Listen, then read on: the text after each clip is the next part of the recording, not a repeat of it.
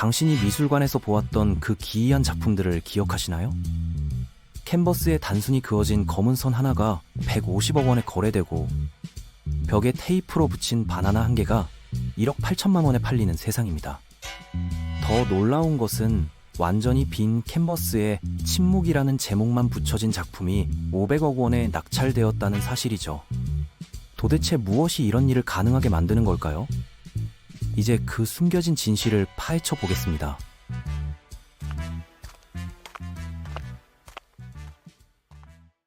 현대 미술 시장에 이해할 수 없는 현상들 뒤에는 복잡하고 정교한 경제적 메커니즘이 숨어 있어요. 일반인들이 도대체 이게 왜 예술이야 라고 고개를 젓는 그 순간, 억만장자들은 계산기를 두드리고 있습니다. 먼저 투자 관점에서 살펴보겠습니다. 미술품은 전통적인 금융상품과는 완전히 다른 투자 패턴을 보여주거든요. 주식이나 부동산과 달리 미술품의 가치는 예측 불가능하면서도 동시에 폭발적인 수익률을 제공할 수 있는 독특한 자산이에요.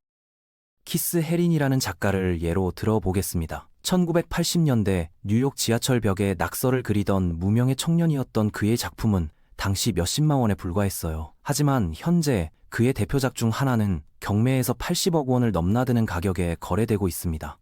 이런 투자 수익률은 어떤 금융상품도 따라올 수 없는 수준이죠. 미술품 투자의 핵심은 작가의 스토리와 시대적 맥락을 읽어내는 능력에 있어요.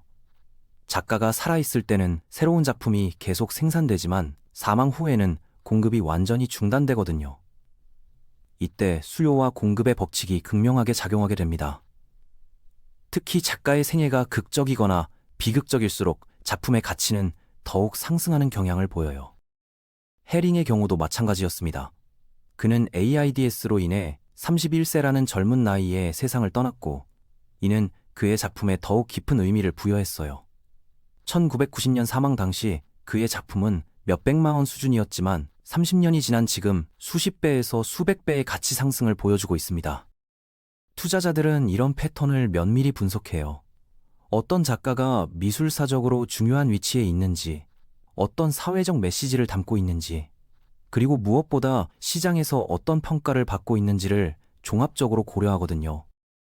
하지만 미술품 투자는 단순히 수익률만을 추구하는 것이 아닙니다. 여기서 두 번째 핵심 요소인 세금 최적화 전략이 등장해요.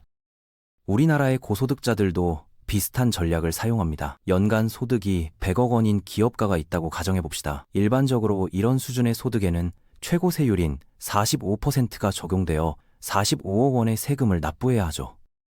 그런데 이 기업가가 3년 전에 50억 원짜리 미술품을 구입했다고 해봐요.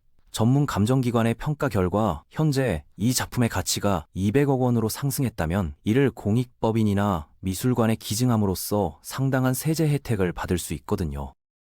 기부금 세액공제를 통해 기증금액의 일정 비율을 세금에서 직접 차감받을 수 있고 동시에 소득공제 혜택도 받을 수 있어요. 결과적으로 50억 원을 투자해서 200억 원 상당의 세제 혜택을 얻는 셈이 되는 것입니다.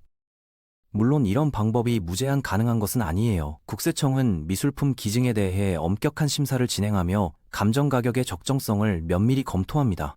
하지만 합법적인 범위 내에서 이런 절세 전략을 활용하는 것은 부유층에게는 일반적인 재무관리 방법이죠. 세 번째로 주목해야 할 부분은 미술품이 갖는 특수한 거래 구조예요. 일반적인 금융거래와 달리 미술품 거래는 높은 수준의 익명성과 재량권을 보장합니다. 스위스나 싱가포르의 자유무역 지역에 위치한 미술품 보관시설들은 이런 특성을 극대화한 공간이에요. 이곳에서는 작품의 소유권 이전이 물리적인 이동 없이도 가능하며 세금 부담 없이 거래가 이루어지거든요. 예를 들어 한국의 재벌가가 100억짜리 작품을 구입해서 제네바의 자유무역 지역에 보관한다고 해봅시다. 이 작품은 물리적으로는 스위스에 있지만 소유권은 케이맨 제도의 페이퍼 컴퍼니에, 실질적 지배권은 싱가포르의 신탁회사에 있을 수 있어요. 이런 복잡한 구조를 통해 작품의 실제 소유자를 추적하기는 매우 어려워집니다. 더욱이 이 작품이 다른 수집가에게 판매될 때도 물리적 이동 없이 서류상의 소유권 이전만으로 거래가 완료되죠. 이런 시스템의 장점은 프라이버시 보호와 세금 효율성에 있어요. 하지만 때로는 부적절한 목적으로 악용될 가능성도 있어서 국제적으로 규제 강화 논의가 계속되고 있습니다. 네 번째 측면은 시장 조작과 가격 형성 메커니즘이에요. 미술품 시장은 주식 시장처럼 투명하고 효율적인 가격 발견 시스템을 갖추고 있지 않거든요. 이는 의도적인 가격 조작의 여지를 남겨둡니다. 실제로 일부 대형 갤러리들과 수집가들 사이에는 암묵적인 협력 관계가 존재해요. 특정 작가의 작품 가격을 인위적으로 끌어올리기 위해 서로 번갈아가며 경매에 참여하고 언론 플레이를 통해 작가의 명성을 높이는 전략을 구사합니다. 예를 들어 신진 작가 김모 씨의 작품이 있다고 해봅시다. 초기 작품 가격은 1천만 원 수준이었지만 몇몇 유명 갤러리가 의도적으로 이 작가의 작품을 높은 가격에 거래하기 시작해요. 동시에 미술 전문지에 작가 인터뷰를 게재하고 유명 미술관에서 개인전을 개최하도록 지원하거든요. 이런 과정을 통해 김모 씨의 작품은 1년 만에 1억 원, 2년 후에는 5억 원까지 가격이 상승합니다. 초기에 이 작가의 작품을 대량으로 확보했던 갤러리들은 막대한 수익을 얻게 되는 것이죠. 물론 이런 방식이 항상 성공하는 것은 아니에요. 작품의 예술적 가치나 작가의 실력이 뒷받침되지 않으면 인위적으로 형성된 가격은 결국 원래 수준으로 돌아가게 됩니다. 하지만 단기적으로는 상당한 수익을 얻을 수 있는 전략이기도 하죠. 다섯 번째는 사회적 지위와 네트워킹의 도구로서의 기능입니다. 현대사회에서 미술품 수집은 단순한 취미를 넘어서 사회적 신분을 나타내는 상징이 되었어요. 국내 대기업 총수들의 미술품 수집 현황을 보면 이런 경향을 명확하게 확인할 수 있습니다.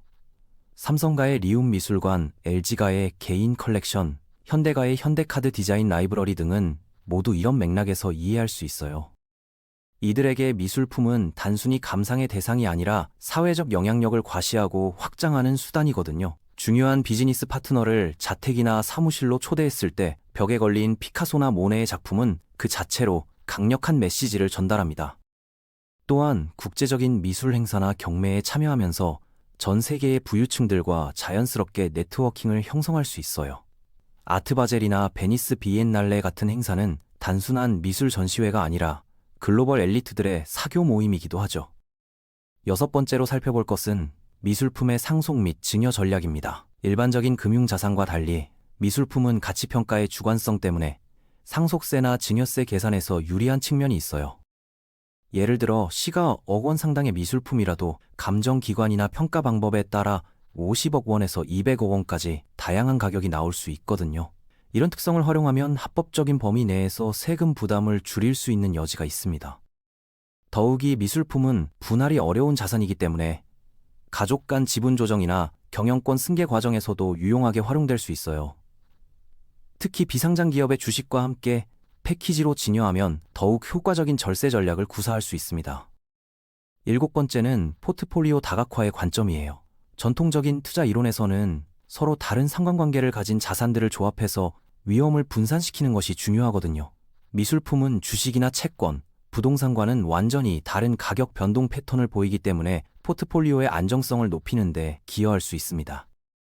특히 경제 위기나 인플레이션 상황에서 미술품은 상대적으로 안정적인 가치를 유지하는 경향이 있어요. 2008년 금융위기나 최근의 코로나19 팬데믹 상황에서도 최고급 미술품들의 가격은 크게 하락하지 않았죠.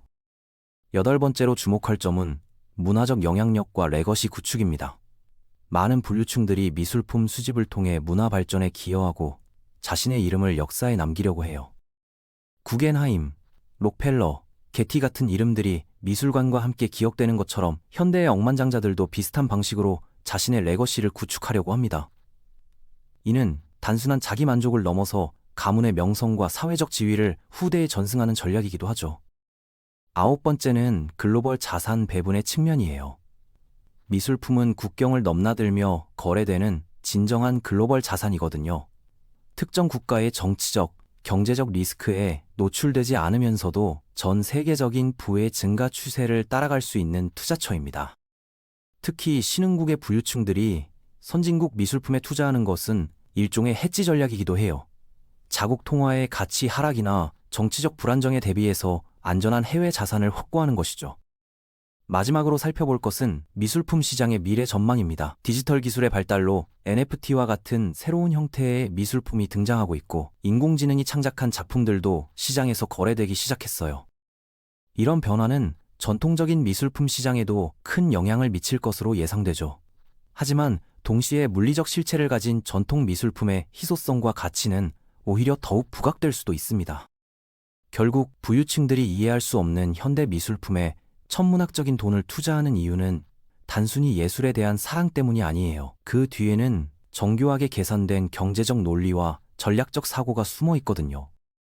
투자 수익, 절세 효과, 사회적 지위 향상, 네트워킹, 포트폴리오 다각화 등 다양한 목적이 복합적으로 작용하고 있는 것입니다. 따라서 다음에 벽에 붙인 바나나가 수억 원에 팔렸다는 뉴스를 본다면 그 이면에 숨겨진 복잡한 경제적 메커니즘을 떠올려 보시기 바랍니다.